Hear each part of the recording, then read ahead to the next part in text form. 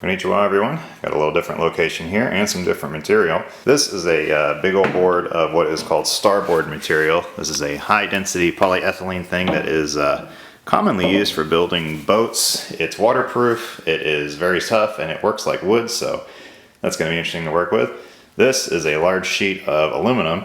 And since we have both of these, I thought, how can we turn this into a positive situation? And then I remembered, it's Christmas. So, Merry Christmas, everybody. So we're gonna take this starboard and this aluminum and make some adventure shields, which are just gonna be toy shields. You know, they have plenty of the swords and stuff. And plus, I didn't wanna make a sword out of something as hard and damaging as something like that. So, I might make a little tiny one for my son, but we'll see what we can do. The very first thing we're gonna do is take this, used piece of cardboard here from one great Amazon company, and we're going to cut that into our template that we're then going to cut onto that, and then we're going to cut our sheet metal out on that. So not a really complex project, but it is something new for me because cutting metal is not like cutting wood. This video was recorded long before Christmas, so if it doesn't look Christmassy in the garage, just, you know, I don't decorate the garage.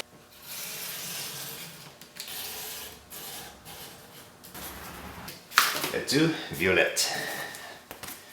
I do not speak French.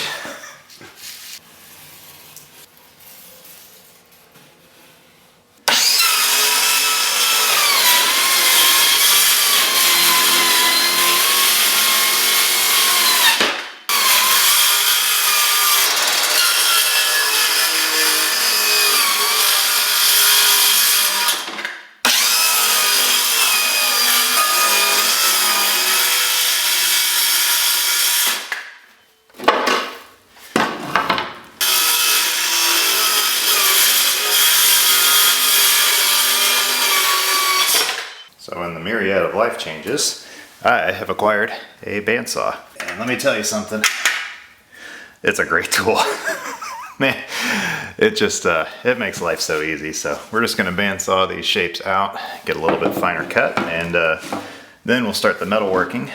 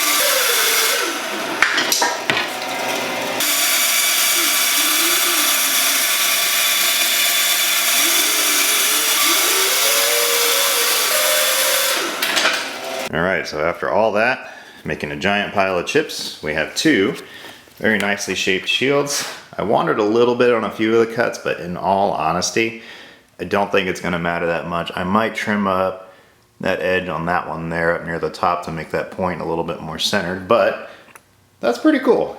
I would have loved something like that as a kid. Alright, number next is we are going to get this metal cut, and to do that, I have a new tool that I'm excited to show off. I mean, it's new to me, but a little older. This is a old shear, and this thing goes up to, I think, 18 gauge. Yeah, 18 gauge right on there. I had no idea these existed until a buddy gave me this one, and it needed some work, but I fixed it up, you know, new switch and changed out the blades. And it's one of the neatest things because I was at a loss as to how to cut the metal, and I didn't want to sit there with a pair of snips and spend my whole day turning my hands into tight writhing, you know, crampy little things. So this thing is actually a really great alternative, and I also like it for the fact of the pieces that it makes, because that's something you have to consider with sheet metal. The chips that it makes are basically just metal curly fries, and when I'm cutting with it, you'll see what I'm talking about. But you may care, you may not, but these are cool. I like them. There are times I wish I had a fabrication table, and one of those times would be today, but I don't, and you gotta use what you got. this is what I got.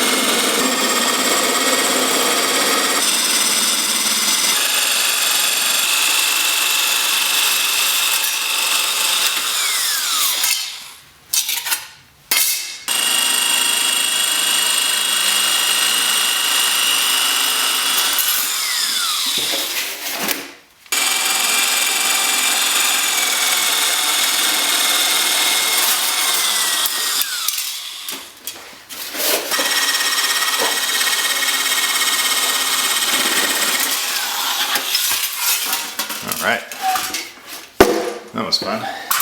Alright, not gonna lie, that's a really fun tool to use. So, what we're left with is this. We have two really cool kind of fronts for these shields. There's a few spots on these where, like on this one right there, I got a little proud on the edge there, and I think I just undercut the metal portion a little bit. But to make that work, what we're gonna do is we're gonna punch some holes through these all the way around and then mount them to the backers. And then once we have that done, then I'm gonna actually trim up those edges to kind of match it a little better. And they are toys, so they're gonna get torn up, so I'm not gonna be like super hardcore about it, but I do want it to look cool. The number next on the agenda is we're going to punch some holes for all these, like I said, for the mounting screws, and that'll be kind of fun. That's kind of boring and repetitive, but it'll be interesting. Okay, skipping forward a little bit.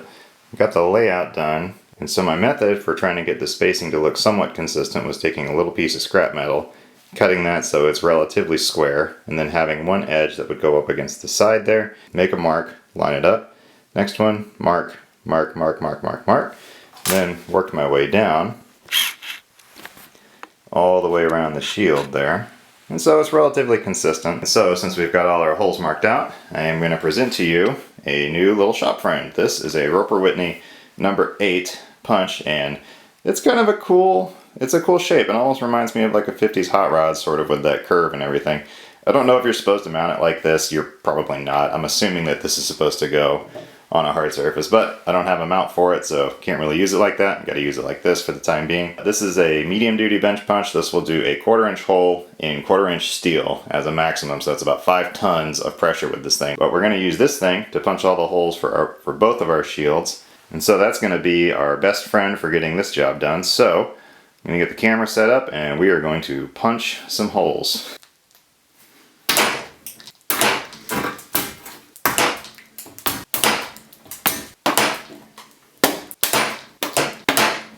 And as you can see, just in a short amount of time, that is far superior to using a drill to accomplish that task.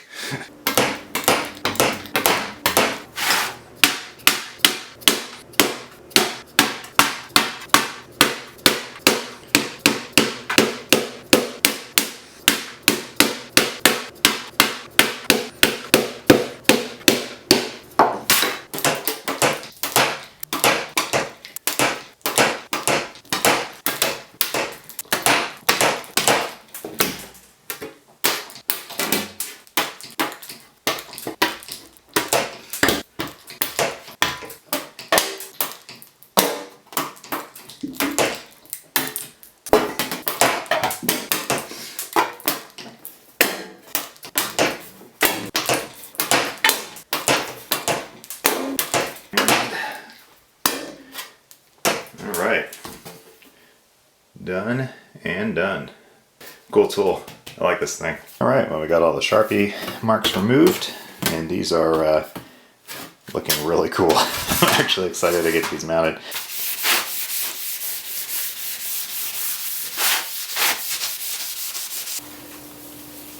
Why work harder when you can work smarter?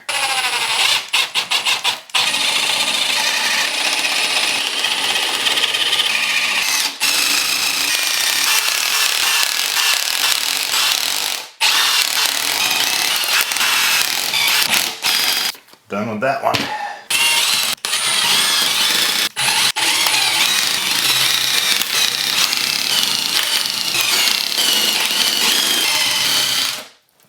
Alright, well after all that, I'd say these things are just about ready to go on some conquests, some adventures, and whatever else you can come up with. They're a little heavier than I had anticipated, but they're not so heavy that, you know, a 10-year-old couldn't weld it, so, or wield it if you want to be British. So for handles we have, I don't know what this is, but this is it's almost like a hardcore kind of industrial plastic sort of thing, and it's very thick. I mean, it's about 1/8 of an inch thick, and it kind of reminds me consistency wise of those long strips that you see in front of warehouses sometimes, where they use them to keep the air in, but you can still move through it pretty freely. Reminds me of that. I don't know if that's actually what it is, but I mean, we have it, so let's use it. But I do know it's very tough, it's very waterproof.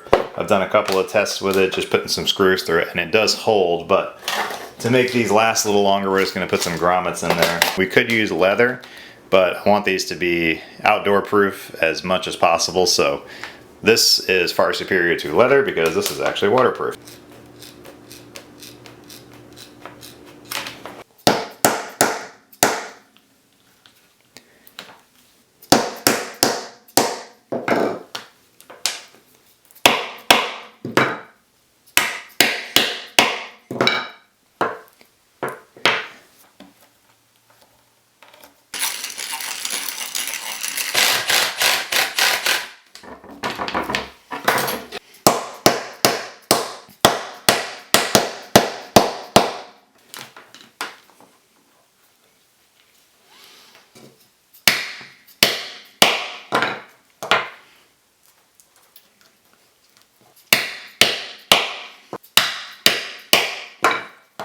Alright, that's actually a lot easier than I thought it would be. I had never set grommets before today, so we figured it out.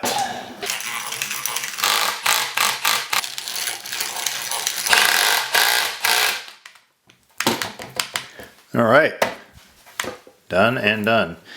I kind of wish I could test it out. Too small for me, my arms are too big.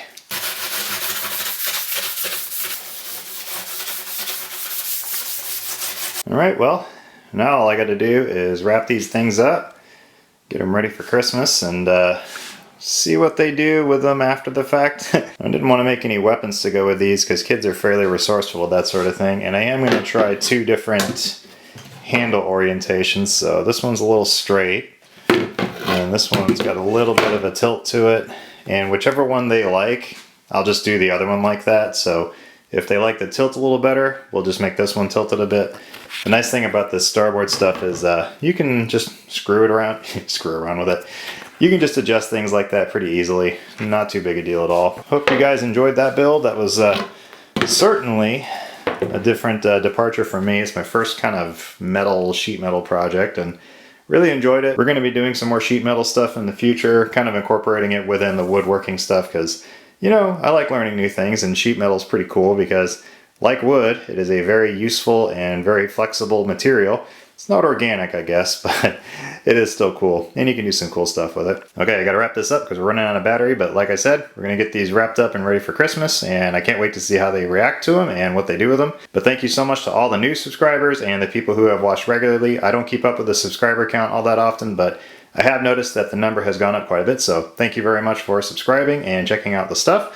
I enjoy it, and I'm glad you all enjoy it too. But as always, have an awesome day. Arigatou gozaimasu. Sayonara.